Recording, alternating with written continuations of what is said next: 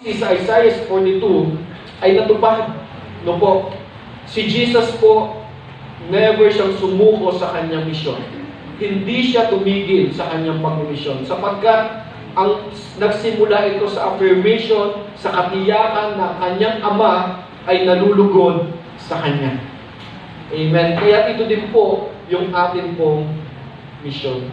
Kaya, just as the Spirit descended when the Father spoke His approval, my drive doesn't come from a need to earn God's favor, but from the joy of already having it.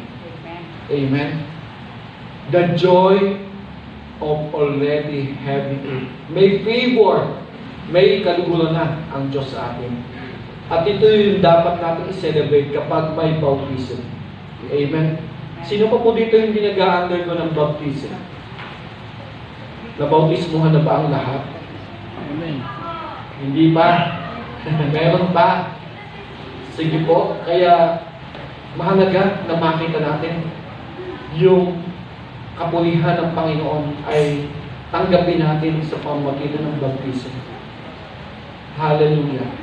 Kaya mula po dito mga kapatid, ay enjoy natin ang lahat ng ito. Hallelujah. Sige po mga kapatid, tayo pong lahat ay patuloy na tanggapin natin ang blessing ng Lord at makakarinig po tayo ng mga testimony. No? Pakinggan po natin ang mga testimony ng mga kabataan. Hallelujah.